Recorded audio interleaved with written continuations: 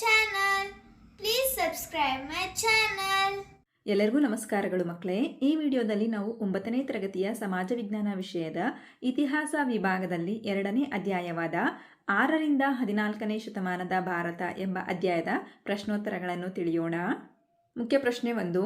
ಖಾಲಿ ಬಿಟ್ಟ ಸ್ಥಳಗಳನ್ನು ಸೂಕ್ತ ಪದಗಳಿಂದ ಭರ್ತಿ ಮಾಡಿ. ಮೊದಲ ಬಿಟ್ಟ ಸ್ಥಳ ಗುರ್ಜರ ಪ್ರತಿಹಾರ ರಜಪೂತ ಮನೆತನ ಸ್ಥಾಪಕ ಡ್ಯಾಶ್.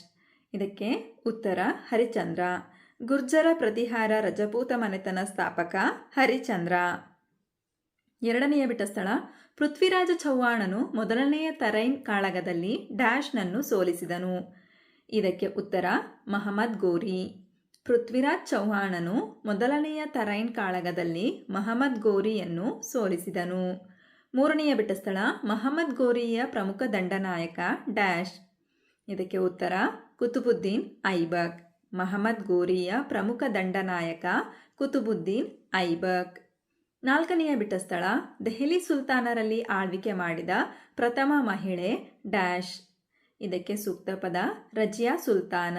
ದೆಹಲಿ ಸುಲ್ತಾನರಲ್ಲಿ ಆಳ್ವಿಕೆ ಮಾಡಿದ ಪ್ರಥಮ ಮಹಿಳೆ ರಜಿಯಾ ಸುಲ್ತಾನ್. ನಂತರ ಐದನೆಯ ಬಿಟ್ಟ ಸ್ಥಳ ಖಿಲ್ಜಿ ವಂಶದ ಪ್ರಸಿದ್ಧ ಸುಲ್ತಾನ ಡ್ಯಾಶ್. ಇದಕ್ಕೆ ಸೂಕ್ತ ಉತ್ತರ ಅಲ್ಲಾವುದ್ದೀನ್ ಖಿಲ್ಜಿ. ಖಿಲ್ಜಿ ವಂಶದ ಪ್ರಸಿದ್ಧ ಸುಲ್ತಾನ ಅಲ್ಲಾವುದ್ದೀನ್ ಖಿಲ್ಜಿ. ಆರನೆಯ ಬಿಟ್ಟ ಸ್ಥಳ ತುಘಲಕರ ಕಾಲದಲ್ಲಿ ರಾಜಧಾನಿಯನ್ನು ದೆಹಲಿಯಿಂದ ಡ್ಯಾಶ್ಗೆ ವರ್ಗಾಯಿಸಲಾಯಿತು. ಇದಕ್ಕೆ ಸೂಕ್ತ ಉತ್ತರ ದೇವಗಿರಿ. ತುಘಲಕರ ಕಾಲದಲ್ಲಿ ರಾಜಧಾನಿಯನ್ನು ದೆಹಲಿಯಿಂದ ದೇವಗಿರಿಗೆ ವರ್ಗಾಯಿಸಲಾಯಿತು. ಮುಖ್ಯ ಪ್ರಶ್ನೆ 2. ಕೆಳಗಿನ ಪ್ರಶ್ನೆಗಳಿಗೆ ಉತ್ತರಿಸಿ. ಪ್ರಶ್ನೆ 7. ರಜಪೂತ ಅರಸರು ಸಾಹಿತ್ಯ ಕ್ಷೇತ್ರಕ್ಕೆ ನೀಡಿದ ಕೊಡುಗೆಗಳನ್ನು ವಿವರಿಸಿ. ಉತ್ತರ ರಜಪೂತ ಅರಸರು ಸಾಹಿತ್ಯ ಕ್ಷೇತ್ರಕ್ಕೆ ನೀಡಿದ ಕೊಡುಗೆಗಳು. ಭೋಜ, ಮುಂಜ ಎಂಬ ರಜಪೂತ ಅರಸರುಗಳು ಸ್ವತಃ ವಿದ್ವಾಂಸರಾಗಿದ್ದರು. ಮುಂಜ ರಾಜನು ಪದ್ಮಗುಪ್ತ, ಹಲಾಯುಧ ಎಂಬ ಕವಿಗಳಿಗೆ ಆಶ್ರಯ ನೀಡಿದ್ದನು. ಭೋಜರಾಜನ ಕಾಲದಲ್ಲಿ ಶಾಂತಿಸೇನ, ಪ್ರಭಾ ಚಂದ್ರಸೂರಿ, ಗಣಪಾಲ ಎಂಬ ಜೈನ ಪಂಡಿತರು ಆಶ್ರಯ ಪಡೆದಿದ್ದರು. ಜಯದೇವನ ಗೀತಗೋವಿಂದ, ಭಾರವಿಯ ಕಿರಾತಾರ್ಜುನೀಯ, ಭರ್ತೃಹರಿಯ ರಾವಣವಧ, ಮಹೇಂದ್ರಪಾಲನ ಕಾವ್ಯಮೀಮಾಂಸೆ ಕಾವ್ಯಗಳು ಇವರ ಕಾಲದಲ್ಲಿ ರಚನೆಯಾದವು. ನಾಟಕಗಳು ರಾಜಶೇಖರ ರಚಿಸಿದ ಬಾಲರಾಮಾಯಣ ಮತ್ತು ಕರ್ಪೂರ ಮಂಜರಿ, ಭವಭೂತಿ ರಚಿಸಿದ ಮಹಾವೀರ ಚರಿತೆ ಹಾಗೂ ಉತ್ತರ ರಾಮಚರಿತ.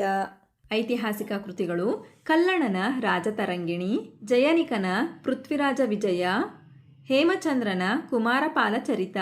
ರಜಪೂತರ ಅರಸರ ಜೀವನ ಕೃತಿಗಳಾದ ಪೃಥ್ವಿರಾಜ್ ರಾಸೋವನ್ನು ಚಂದ್ ಬರ್ದಾಯಿ ಮತ್ತು ಭೋಜ ಪ್ರಬಂಧವನ್ನು ಬಲ್ಲಾಳ ಎಂಬುವವನು ರಚಿಸಿದನು. ಈ ಕಾಲದಲ್ಲಿ ಗುಜರಾತಿ, ರಾಜಸ್ಥಾನಿ, ಹಿಂದಿ ಭಾಷೆಗಳು ಅಭಿವೃದ್ಧಿಯತ್ತ ಸಾಗಿದ್ದವು. ಇವರ ವಿದ್ಯಾಕೇಂದ್ರಗಳಾದ ನಳಂದ, ಕಾಶಿ, ವಿಕ್ರಮಶೀಲ, ಉಜ್ಜಯಿನಿಗಳಿಗೆ ಪ್ರೋತ್ಸಾಹ ನೀಡಿದರು. ಪ್ರಶ್ನೆ 8. ಕಾಶ್ಮೀರದ ಕಾರ್ಕೋಟ ಮನೆತನದ ಪ್ರಮುಖ ಅರಸ ಯಾರು? ಅವನು ತನ್ನ ಸಾಮ್ರಾಜ್ಯವನ್ನು ಹೇಗೆ ವಿಸ್ತರಿಸಿದನು? ಉತ್ತರ ಕಾಶ್ಮೀರದ ಕಾರ್ಕೋಟ ಮನೆತನದ ಪ್ರಮುಖ ಅರಸ ಲಲಿತಾದಿತ್ಯ ಮುಕ್ತಾಪೀಡ. ಮುಕ್ತಾಪೀಡನು ಕನೌಜ ಯಶೋವರ್ಮನನ್ನು ಸೋಲಿಸಿದನು. ಕಾಬೂಲಿನ ಶಾಹಿ ವಂಶಸ್ಥರನ್ನು ಸೋಲಿಸಿದನು. ವಿಂಧ್ಯಾಚಲದ ರಾಜರ ಜೊತೆ ರಾಜತಾಂತ್ರಿಕ ಬೆಳೆಸಿದನು. ರಾಷ್ಟ್ರಕೂಟರ ಜೊತೆ ಸ್ನೇಹ ಬೆಳೆಸಿದನು. ಚೀನಾದ ಟಾಂಗ್ ರಾಜರ ಜೊತೆ ಸ್ನೇಹ ಬೆಳೆಸಿದನು. ಟಿಬೇಟರನ್ನು ಸೋಲಿಸಿದನು. ಸಾಮ್ರಾಜ್ಯವನ್ನು ಬಂಗಾಳದಿಂದ ಟರ್ಕಿಯವರೆಗೆ ವಿಸ್ತರಿಸಿದನು. ಪ್ರಶ್ನೆ 9. ಇಲ್ತಮಷ್ನ ಆಡಳಿತ ಪದ್ಧತಿಯನ್ನು ಸ್ಥೂಲವಾಗಿ ವಿವರಿಸಿ. ಉತ್ತರ ಇಲ್ತಮಷ್ನ ಆಡಳಿತ ಪದ್ಧತಿ. ಇಲ್ತಮಷ್ ರಾಜ್ಯವನ್ನು ಇಕ್ತಾಳನ್ನಾಗಿ ವಿಂಗಡಿಸಿದನು. ಇಕ್ತಾದಾರರನ್ನು ಆಡಳಿತ ನಿರ್ವಹಣೆಗೆ ನೇಮಿಸಿದನು. 40 ಸರದಾರರ ಕೂಟ ನೇಮಕ ಮಾಡಿದನು. ಪ್ರಧಾನಮಂತ್ರಿ, ನ್ಯಾಯಾಧೀಶರು ಸುಲ್ತಾನನಿಗೆ ಸಲಹೆ ನೀಡುತ್ತಿದ್ದರು. ಇವನು ಬಂಗಾರ ಮತ್ತು ಬೆಳ್ಳಿಯ ನಾಣ್ಯಗಳನ್ನು ಚಲಾವಣೆಗೆ ತಂದನು. ಕುತುಬುದ್ದೀನ್ ಕಾಲದಲ್ಲಿ ನಿರ್ಮಿಸಲು ಪ್ರಾರಂಭಿಸಿದ್ದ ದೆಹಲಿಯ ಕುತುಬ್ ಮಿನಾರನ್ನು ಪೂರ್ಣಗೊಳಿಸಿದನು. ಪ್ರಶ್ನೆ 10. ಅಲ್ಲಾವುದ್ದೀನ್ ಖಿಲ್ಜಿಯ ಆಡಳಿತಾತ್ಮಕ ಸುಧಾರಣೆಗಳಾವುವು? ಉತ್ತರ ಅಲ್ಲಾವುದ್ದೀನ್ ಖಿಲ್ಜಿಯ ಆಡಳಿತಾತ್ಮಕ ಸುಧಾರಣೆಗಳು ಧಾರ್ಮಿಕ ದತ್ತಿ, ಇನಾಮ್ ಭೂಮಿ ಮತ್ತು ಸಹಾಯಧನಗಳನ್ನು ರದ್ದುಗೊಳಿಸಿದನು. ದಕ್ಷ ಗೂಢಾಚಾರ ವ್ಯವಸ್ಥೆಯನ್ನು ರಚಿಸಿದನು. ಮದ್ಯಪಾನ, ಮಾದಕ ವಸ್ತುಗಳ ಮಾರಾಟ, ಪಗಡೆಯಾಟಗಳನ್ನು ನಿಷೇಧಿಸಿದನು. ಸರದಾರರ ಕೂಟ, ಸಾರ್ವಜನಿಕ ಸಮಾರಂಭಗಳನ್ನು ನಿರ್ಬಂಧಿಸಿದನು. ಸಣ್ಣ ಮತ್ತು ದೊಡ್ಡ ರೈತರು ತೆರಿಗೆ ಕೊಡಬೇಕಾಗಿತ್ತು. ತೆರಿಗೆಯನ್ನು ಸಂಗ್ರಹಿಸಲು ಕಂದಾಯ ಅಧಿಕಾರಿಗಳನ್ನು ನೇಮಕ ಮಾಡಿದನು. ಪ್ರಶ್ನೆ 11. ಮಹಮ್ಮದ್ ಬಿನ್ ತುಘಲಕನು ಜಾರಿಗೊಳಿಸಿದ ಆಡಳಿತಾತ್ಮಕ ಸುಧಾರಣೆಗಳನ್ನು ತಿಳಿಸಿ. ಉತ್ತರ: ಮೊಹಮ್ಮದ್ ಬಿನ್ ತುಘಲಕ್ನ ಆಡಳಿತಾತ್ಮಕ ಸುಧಾರಣೆಗಳು: ಕಂದಾಯ ಸುಧಾರಣೆ, ಕೃಷಿ ಇಲಾಖೆಯನ್ನು ಸ್ಥಾಪಿಸಿದನು. ತೆರಿಗೆ ವಿನಾಯಿತಿಯನ್ನು ನೀಡಿದನು. ರೈತರಿಗೆ ಆರ್ಥಿಕ ನೆರವು ನೀಡಿದನು. ರಾಜಧಾನಿಯ ವರ್ಗಾವಣೆ: ರಾಜಧಾನಿಯನ್ನು ದೆಹಲಿಯಿಂದ ದೇವಗಿರಿಗೆ ವರ್ಗಾಯಿಸಿದನು. ಸಾಂಕೇತಿಕ ನಾಣ್ಯ ಪ್ರಯೋಗ: ದಿನಾರ್ ಎಂಬ ಬಂಗಾರದ ಹಾಗೂ ಅದಲಿ ಎಂಬ ಬೆಳ್ಳಿ ನಾಣ್ಯಗಳನ್ನು ಚಲಾವಣೆಗೆ ತಂದನು. ದಕ್ಕನ್ ನೀತಿ: ದಕ್ಕನ್ನಲ್ಲಿ ಗೆದ್ದ ಪ್ರದೇಶಗಳಲ್ಲಿ ನೇರವಾಗಿ ತನ್ನ ಆಡಳಿತವನ್ನು ಜಾರಿಗೊಳಿಸಿದನು. ಪ್ರಶ್ನೆ 12. ದೆಹಲಿ ಸುಲ್ತಾನರು ಕಲೆ ಮತ್ತು ವಾಸ್ತುಶಿಲ್ಪ ಕ್ಷೇತ್ರಕ್ಕೆ ನೀಡಿದ ಸುಧಾರಣೆಗಳನ್ನು ತಿಳಿಸಿ. ಉತ್ತರ: ದೆಹಲಿ ಸುಲ್ತಾನರು ಕಲೆ ಮತ್ತು ವಾಸ್ತುಶಿಲ್ಪ ಕ್ಷೇತ್ರಕ್ಕೆ ನೀಡಿದ ಕೊಡುಗೆಗಳು: ಇವರು ಇಂಡೋ ಇಸ್ಲಾಮಿಕ್ ಶೈಲಿಯನ್ನು ಪರಿಚಯಿಸಿದರು. ಕಮಾನುಗಳು, ಗುಮ್ಮಟಗಳು ಹಾಗೂ ಮಿನಾರ್ಗಳು ಈ ಶೈಲಿಯ ಲಕ್ಷಣಗಳು.